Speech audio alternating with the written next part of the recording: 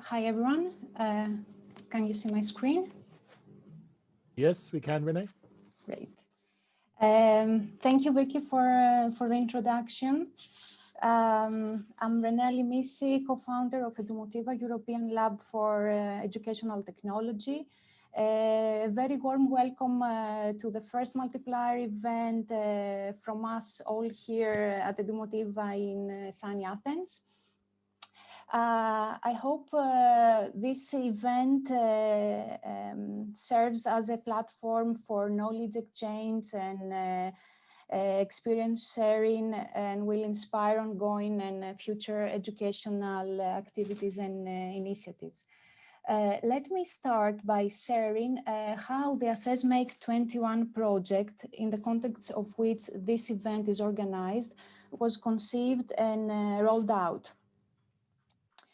It was in the summer of 2017, and at Edumotiva, we were busy in establishing makerspaces in Athens. I'm talking about two makerspaces, one in a non-formal educational place, actually cultural park in the heart of Athens, and the second one in a public school, in a public secondary school, in a disadvantaged, less affluent neighborhood of Athens. This has been within the context of the eCraft to Learn Horizon project funded by the European Commission. It was a challenging task that was completed successfully early in September 2017. So we had the maker spaces, and the next step was to put them in action. Towards this end, we invited the teachers of the school, as well as educators interested in this initiative, to attend a series of training workshops. And through these workshops, we tried to cover both pedagogical but also technical aspects. 2 months later, it was about mid-November, we invited over the young makers. It was about 30 students in each maker space, and the first pilot phase officially began. Let me give you a bit a short description of what was going on. The teachers and the educators that had received training were in fact stepping outside their comfort zones, acting as facilitators and scaffolders of the learning process, and taking gradually the role of the coach, which was the desired outcome. It was what we would like to achieve in the project. Early from the beginning, the students were encouraged to act and to work in groups, and our team members were split in the two maker spaces in order to support where needed. As time was passing by, we realized that the students were being involved in really creative tasks. There was a lot of hands-on activity. They were involved in crafting, in electrical circuit making. They were doing plans of the projects. There was lots of programming, sharing in the maker spaces, but also outside the maker spaces. Within 4 months' time, we saw many interesting artifacts made by the students.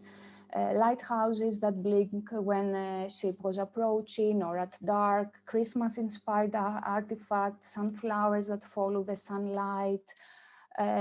Just few examples that I have included here: interactive maps, security systems from museums, 3D printed traffic lights, artifacts that were inspired by animal behaviors, lots of do-it-yourself automobiles, some of which could be also remotely controlled. We were so excited seeing so many creative projects coming from the students. And of course, failures, problems, experimentation, trial and error, negotiation, renegotiation among the group members were all part of this educational pathway. While this creative process was on, the teachers and the educators, as well as our team members, were trying to assess what was happening. Questionnaires and observations forms were put forward. The students were encouraged to fill in and to keep and fill in diaries. But we soon realized that in a place where there is so many activities on at the same time, where there is a quick role interchange within the groups, it was really hard to assess any possible skills and competencies. We were indeed collecting data, but we were feeling that we were missing something. In addition, the students, either by choice or being in the creative frenziness of the moment, were hardly getting to fill their group diaries. 1 month after the end of the pilot phase, we invited over the students from both makerspaces in Athens Science Festival to present their work in public. It was a very creative moment. There was a lot of excitement, a lot of interaction with a big audience. And there we had the chance to discuss with the students and to take some additional interviews. And we realized that the students were reflecting upon their experiences, and they were also talking about skills that they acquired during those months and also during their participation in the Athens Science Festival. The Athens Science Festival lasted 5 days. Let me show you a very short episode where 3 students talk about their experience in the festival.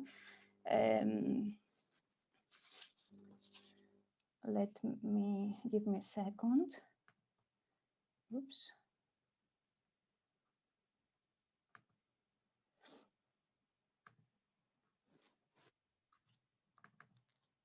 Can you see my screen? Great. Yes, ma'am.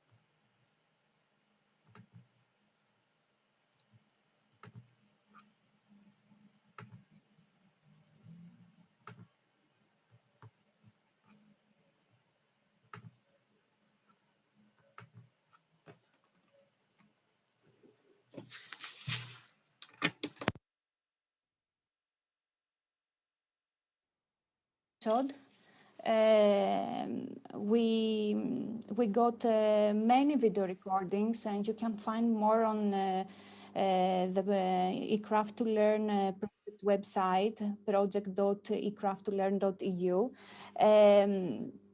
For us, there was no doubt that the makerspaces and the activities that revolve around making were indeed fostering the development of skills and competencies.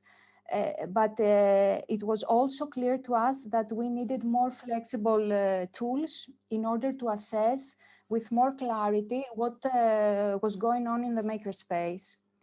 This experience, together with many other similar observations and experiences from facilitators of makerspaces across Europe, is the basis of the basis for the ASSESSMAKE 21 project. So a short story that shows how all began. Thank you very much for listening and being here with us today. And with this, I'm giving the floor to Deidre Green from Learnovate. I think it's the perfect time to talk to us about the ASSESSMAKE 21 project, the aims, the objectives, expected results and outputs. And I'm on your disposal for any questions later on.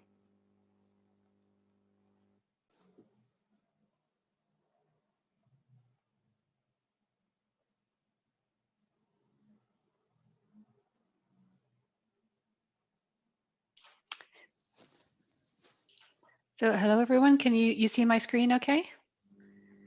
Great.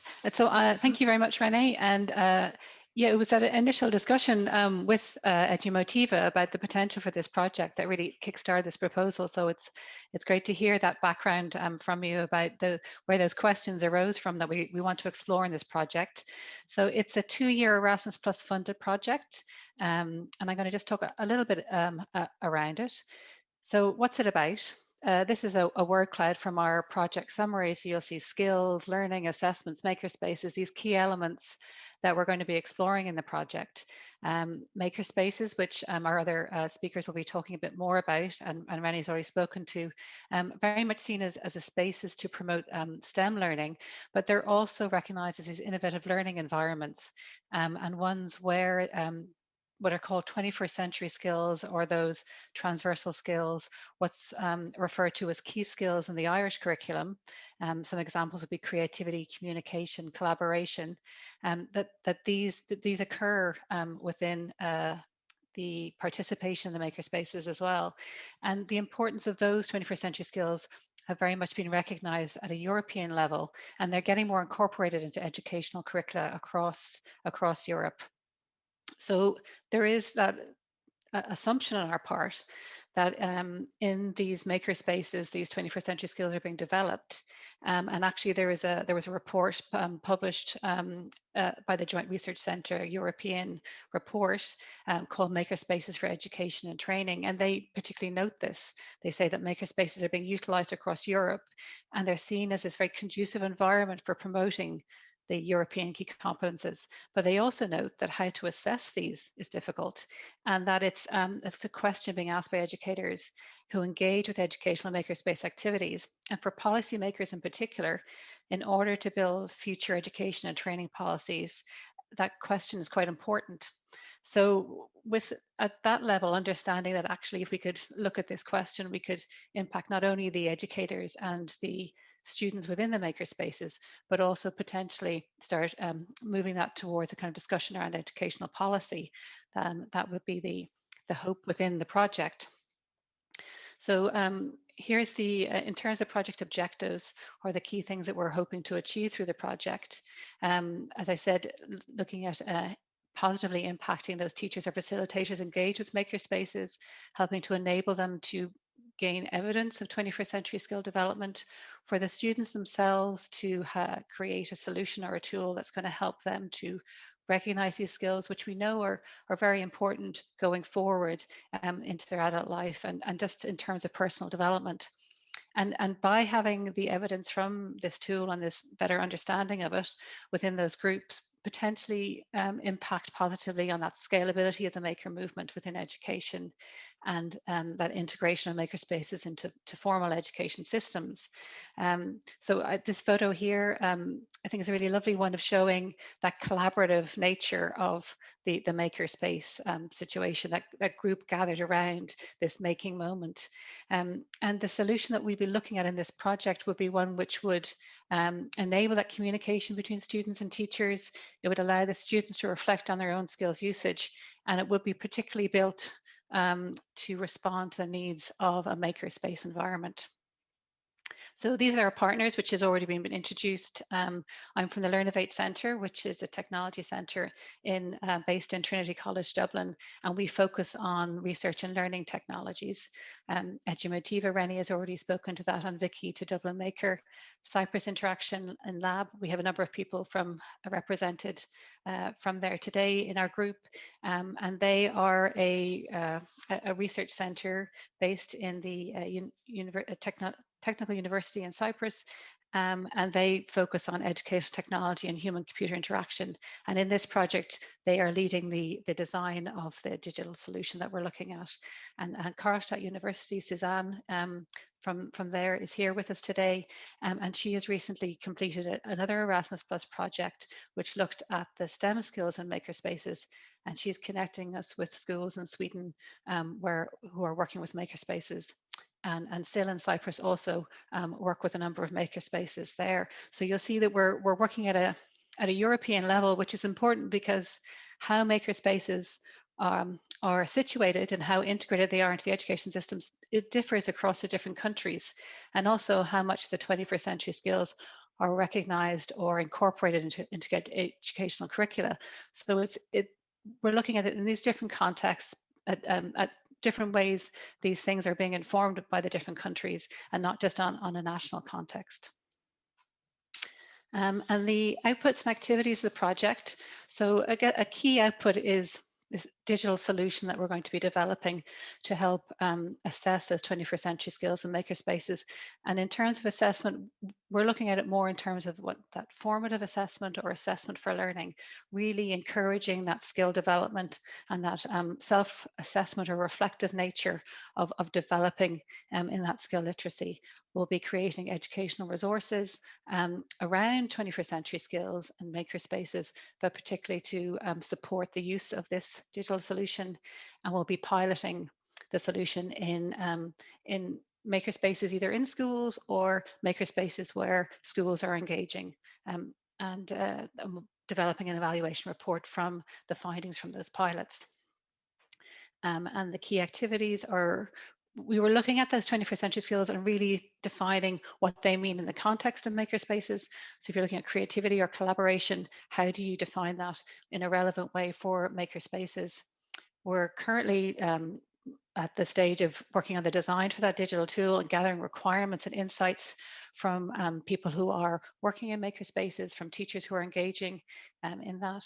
And then we'll move on to developing the digital tool. I just wanted to mention this point that we're building on research and technology, which was developed previously, which is a digital tool that was developed within the Learnovate Centre. And there's a screen grab of it there on my slide called Skill Track, which was a self-assessment tool around 21st century skills.